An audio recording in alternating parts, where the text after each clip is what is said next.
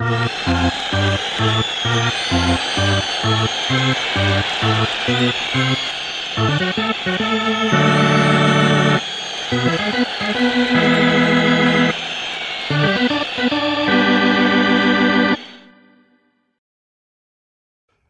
in the Jags Den, Coach's Corner with Coach Will Smith, fresh off a Friday night 2-0 victory to move on to the second round of the playoffs. Pretty exciting atmosphere. Let's start there. I mean, it was a great atmosphere Friday night. Lots of fans, lots of students came out, and really felt like you had the support of the whole, Jag Nation. Without question. I mean, I thought it was an awesome event, awesome night for our community, for our school. There were a ton of people here. I mean, I know it made a difference. It was something very special to be a part of, and I know that the boys appreciated it a lot. Lucas Thornton gets a start for you, as he has been.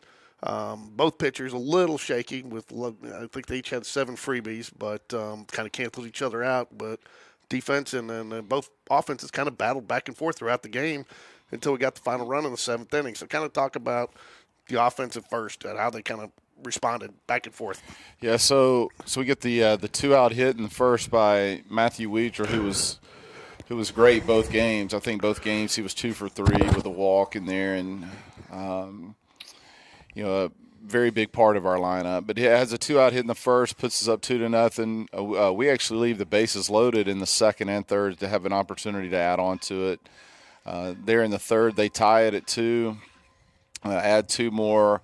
So we're down 4-2. We were able to tie it and take the lead, in the 5th inning, and somewhere in there they tied it up before we were able to scratch one out in the 7th inning. I thought that, so we take Lucas out at the 4th inning. We bring in Battersby. Battersby threw up a 0, which helped the cause. He hadn't pitched in a long time, and then we go to Evan Smallwood, who was kind of in the same boat, who hadn't pitched in a while as well. And you have to be a little bit strategic in how you're using your pitching, throughout that series, throughout the weekend, to make sure you're saving arms for not only a second game but a possible third game as well.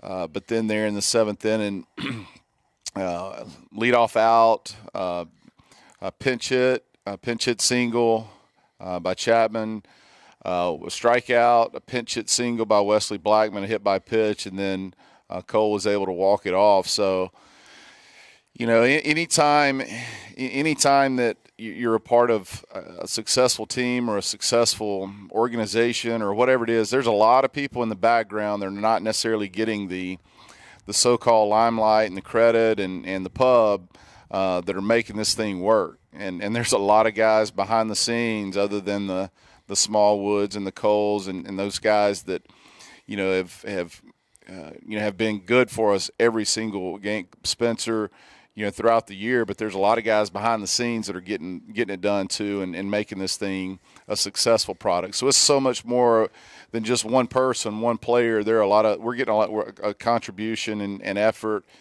from a lot of different people. I don't want to totally blend the two games, but you kind of mentioned that. It was something I mentioned on Tuesday, on the second game, a 1-run ball game, and Ryan Cole makes that play in right field. The ball gets down. They're definitely sending the runners. He gets it up quick, gets it in, and basically turns it to where they can't even score a run, and then we end up getting the guy in a rundown and getting out. And I had a chance for 2 outs, and they don't even score there. And, plays like that don't show up on the stat sheet. Other than the 9-6-4-3 or 3-4, whatever it was, but just to your point, there's things that people do out there that that prevented a run. Otherwise, you probably have a 1-1 ball game or more. Then the first inning, so they go single, walk. We get it out, and they hit the ball right down the line that Ryan gets to somehow and makes an unbelievable play. I don't know if the batter or if the runner is second base. I don't know if he was tagging on it. Got a little bit confused whether he was going to be able to catch it or not. And we were able to get an out of it. And then it's second and third, 2 outs, and Battersby makes a backhand play there up the six or up the middle to save 2 runs. In a game that ended up being 1-0. They had an opportunity there in the first inning to put up a 2-run or a 3 spot on us. You going back to the first game, and Davenport's been their guy pretty much at least the second half of the season. You know, he kind of made some strides from last year to this year, and guy they've relied on. Does that take any a little lift in confidence when you know you've won the first game against probably their ace, or does it even matter at this point? No, I think it does. I mean, I thought we had a lot of good at bats off of him throughout the day, but man, they had some guys that came in after him that quieted the storm and were really, really good. I mean, Bush in particular. I mean, didn't throw a ball above the knees. I mean, he gave us some fits there for 2.5 innings. We were able to scratch out a run late, and then of course the game 2 starter was unbelievable. Yeah, you must have been in my office reading my notes because I was talking to Coach Johnson last week. That he said that was one of the things that he really felt that his pitching staff kind of had a little bit of an edge on because they're such different styles. You got a guy that throws sidearm, guys are different. Some are velocity, some are not. You think that that it impacted the difference between the first and when they pulled Davenport out and put the sidearm guy in? Yeah, without question, because everything that we'd done seen in our scouting. Bush had thrown one of their area games, and they'd followed him up with Davenport. And, when they comboed them in the same game, I was kind of wondering who they would throw. I felt like that they would go with Lawrence, the shortstop, but, he hadn't thrown a lot of pitches or a lot of innings throughout the year. And, man, I'm going to tell you what, he was a competitor and kept them in it and – really kept us off balance. We could never string together, quality at bat after quality at bat. I mean, the fastball was mid to upper 80s with a good slider, and he gave us some problems. I say this with all due respect to the Weidra family, but Matthew, quiet guy. You don't even know if he's out on the field sometime. He just goes out there and does his business, but he does it well. He talked to us a little bit after at the Oxford game and said you guys the coaching staff been working with him on seeing more pitches and, seeing more pitches so he could pick his pitch. And since then, it seems to have really helped him, and he's really become a disciplined hitter since kind of that Oxford game. Yeah, I mean, he's had a phenomenal year for us. Really, you go back to the stretch there from the last 2 weeks to Chelsea to now. I haven't seen any numbers over the last 2 weeks, but he's got to be up there amongst our team. But like I said, 2 for 3 on game 1 and 2 for 3 in game 2. And we corrected some things. We felt like that he was a little bit unbalanced in some of the swings and some finishes he was taking. We did some things to kind of correct that, and he's really has really seen some results from that. And man, his bat stays flat for a long time. There's a lot of bat speed in there, and the biggest thing is the transformation. We're transitioning from JV to varsity baseball. Where JV he had an incredible year. Just the amount of mistakes that they're going to make lessen a little bit. Which means that you got to be better and you got to be a little bit more selective and don't expand the zone and don't hit their pitch and that's something he grasped very, very early.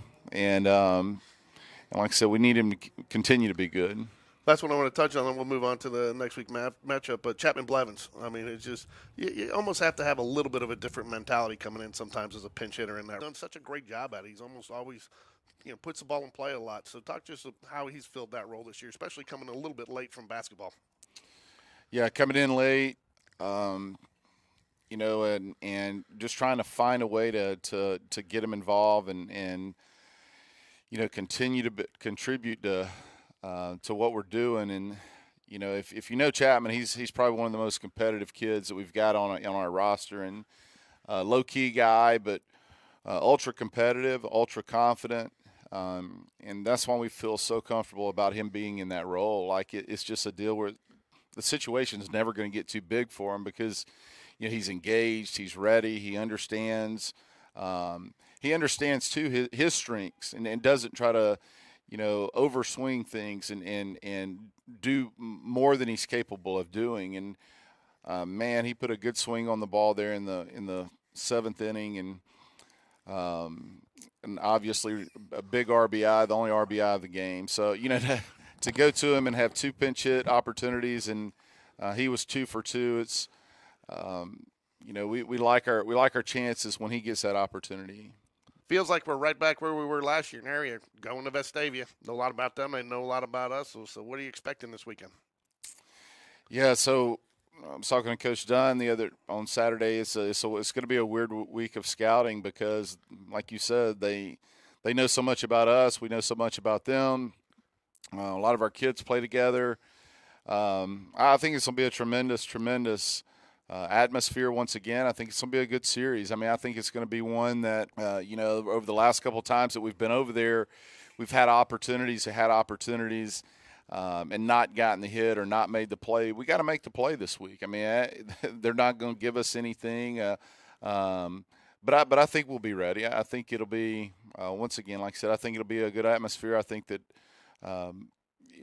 both teams are very deserving, and both teams, we fully expected to be here. They fully expected to be here. It's a team that I would think would be very comparable to us. They've got a lot of kids in their lineup that have been, 2 and 3 year starters. And like I said, I mean, very offensive throughout their order. And like I said, it's very similar to our style and to our team as well. And the makeup, too, and significant number of seniors, double-digit seniors, just like Spain Park does. So they've got some senior leadership. So we match up with them more ways than one. But you guys say a lot, who wants the ball? Want the ball. And last year it was a little tentative. This year you seem to have a lot of guys. Everybody wants the ball. I think that's the difference. They want to win. They've learned how to win. Would you say that's probably the biggest thing they've overcome since matching up with them last year? Without question, want the ball, want the at bat, like we're talking about with Chapman. Want to be the guy in that opportunity, and not shy away from it. Doesn't mean that we're not going to make mistakes. Doesn't mean that we're not going to make errors. But we're going to play at full speed. Talking about team mentality, going to the pinch hitters.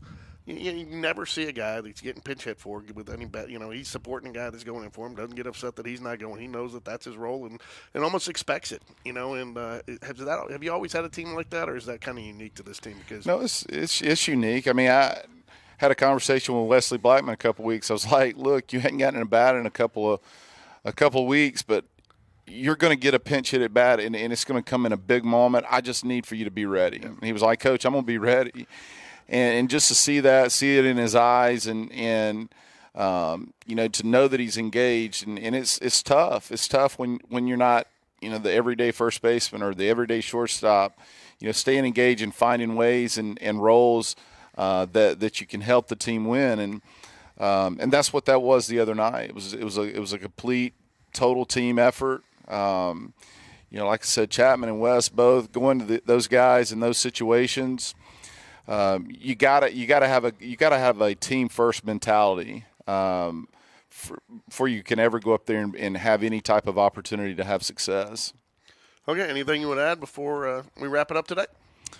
I just want to give a shout out to CJ Gross set the school record on Friday night with 10-0, 10 wins in a season. So single season record for wins in a season by CJ. The previous record was, of course, 9 by Hunter Hall, set in 2012. So, very big number. If you'd have told me at the beginning of the year CJ would have eclipsed that number, I would have called you crazy. But heck of a year, and we hope this weekend's 11.